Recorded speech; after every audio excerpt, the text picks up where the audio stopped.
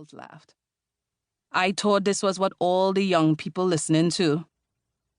Not me. I reached over the bar and snatched a maraschino cherry out of the open container in front of him. Hey! He yanked the rag off his shoulder and swatted at me. I'd already retreated out of reach, laughing as I popped the fruit between my teeth. No rhyme, no reason, no hesitation, no fear. Just Lego, just listen, let the rhythm take you there. Once again, I wondered if I could get away with banning DJ Bacchanal's songs from the property. The only thing that stopped me from trying was that I knew I'd have to explain why, and as far as I was concerned, that can of worms could stay shut. I tossed the cherry stem into a bin behind the bar and returned to my most pressing problem. My father. The steps from the deck led onto the main lawn. Out here, the scent of earlier rain still clung to the air. I trudged across the freshly mown grass, the earth soft and damp beneath my feet. Finally, I spotted Daddy fishing at the lookout point, a low-lying seaside cliff suspended about 10 feet above the water. Overhead, the mid-morning sky held clear. The Caribbean water below burned a rich sapphire blue. The tide had rolled back just enough to reveal the full arc of the bay on our right, the horizon stretched out on our left. Daddy wore a button-down shirt printed with a riot of parrots, their multicolored wings raised in mid-flight.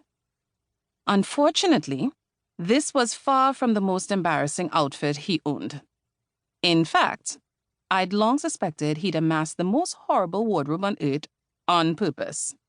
It was the only explanation I accepted. Daddy held a wiggling fish. Its silvery scales glimmered in the sunlight. The species was beautiful, but inedible. He threw it back into the ocean. I jumped straight to the point.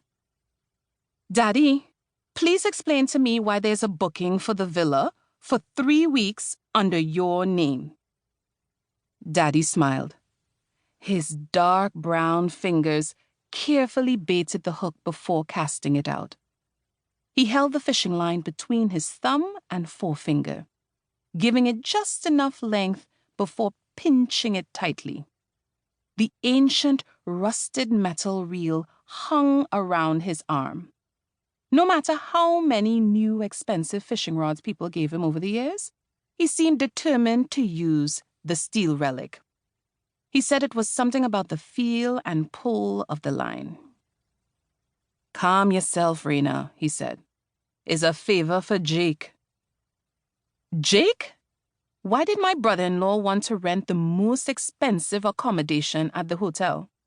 He and my half-sister Pam had a whole house of their own. He asked me to do it for his sisters, Daddy said. Don't worry, they're the ones paying. They just thought it's better the booking not under their name. I opened my mouth, then shut it. The wind, which seemed refreshing seconds earlier, now felt strong enough to blow me over. Daddy! My father startled, whipping around to look at me. What? Are you saying the booking is for Jake's sisters? As in Eliza and Haley Musgrove, those sisters? He has other sisters? He asked slowly, though we both knew Jake did not. This is a big deal! How could you not tell me? Haley Musgrove was a supermodel, and Eliza, from what I could tell, an influencer on Instagram and YouTube. Neither profession inspired any more than indifference from me, but for millions of people, they were undoubtedly a big deal. I was supposed to meet them for the first time at Pam and Jake's wedding a year ago.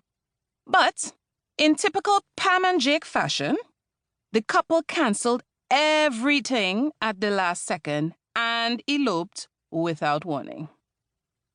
I didn't realize you were a fan, Daddy said.